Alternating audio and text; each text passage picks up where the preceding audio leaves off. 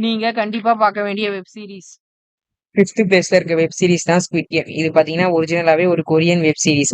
Adult content இந்த web சீரிஸ்ல அதிகமா இல்ல. பட் வயலன்ட் கன்டென்ட் இந்த வெப் சீரிஸ்ல கொஞ்சம் அதிகமாவே இருக்கு. இந்த வெப் சீரிஸ் பார்த்தீங்கன்னா, ஆக்ஷன், அட்வென்ச்சர், த்ரில்லர் ஜானர்ல ஸ்டோரி லைன் மூவ் ஆன் ஆகும். இந்த வெப் சீரிஸ் Netflixல கூட தமிழ் லாங்குவேஜ்ல அவைலபிள்ல இருக்கு. நிச்சயமா மஸ்ட் வாட்ச் பண்ண வேண்டிய ஒரு வெப் சீரிஸ் தான்.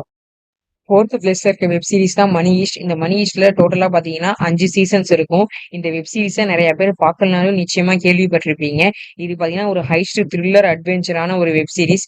இந்த வெப் சீரிஸ்ல பாத்தீங்கன்னா அடல்ட் கண்டென்ட் கொஞ்சம் ஜாஸ்தி. அப்படி இருந்தாலுமே நெக்ஸ்ட் என்ன அப்படிங்கிற மாதிரி எக்ஸைட்மெண்டா ஸ்டோரி லைன் மூவ் ஆகக்கூடிய ஒரு வெப் சீரிஸ். இந்த வெப் சீரிஸ் பாத்தீங்கன்னா Netflixல கூட தமிழ் லாங்குவேஜ்ல அவைலபிள்ல இருக்கு. மஸ்ட் வாட்ச் பண்ண வேண்டிய ஒரு வெப் சீரிஸ் தான்.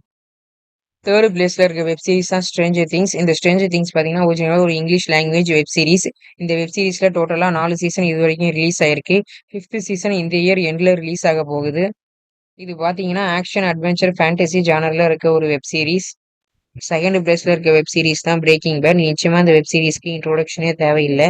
நம்ம பார்க்குற ஏகப்பட்ட த்ரில்லர் ஃபிலிம்ஸ் பார்த்தீங்கன்னா, இந்த வெப் சீரிஸ்ல இருந்து பேக்ராப்பா எடுக்கப்பட்ட வெப் சீரிஸ் தான். நம்ம பார்க்குற ஏகப்பட்ட ஆக்ஷன் த்ரில்லர் மூவிஸ்ல கூட இந்த வெப் சீரிஸோட சாயல் இருக்கும். இந்த வெப் சீரிஸ்ல பார்த்தீங்கன்னா, டோட்டலா 5 சீசன்ஸ் இருக்கு. 62 எபிசோட்ஸ் இருக்கு. இந்த வெப் சீரிஸ் பார்த்தீங்கன்னா, தமிழ் லாங்குவேஜ்ல அவைலபிள்ல இல்ல. இங்கிலீஷ், ஸ்பானிஷ், அதர் லாங்குவேஜ் தான் அவைலபிள்ல இருக்கு. ஃபர்ஸ்ட் பிளேஸ்ல இருக்க வெப் சீரிஸ் தான் கேம் ஆஃப் த்ரோன். வெப் சீரிஸோட டியூரேஷன் எவ்வளவு அதிகமா இருந்தாலும் பரவாயில்ல. அதோட ரைட்டிங்கும் ஸ்கிரீன் பிளேவும் நல்லா இருந்தா போதும். அந்த வெப் சீரிஸ் பாத்தீங்கன்னா நிச்சயமா ஆடியன்ஸ் அட்ராக்ட் பண்ணும் அப்படிங்கிறதுக்கு பெஸ்ட் எக்ஸாம்பிள் இந்த கேம் ஆஃப் த்ரோன்ஸ் தான். இந்த கேம் ஆஃப் த்ரோன்ஸ்ல மொத்தமா 8 சீசன்ஸ் இருக்கு. அடல்ட் கண்டென்ட் கொஞ்சம் ஜாஸ்தியாவே இருக்கு. ரீசெண்ட் டைம்ஸ்ல கூட பெரிய பெரிய டேரக்டர்ஸ் அண்ட் ஆக்டர்ஸ்லாம் அவங்களோட மூவிஸை இந்த கேம் ஆஃப் த்ரோனோட தான் கம்பேர் பண்ணி பேசியிருப்பாங்க.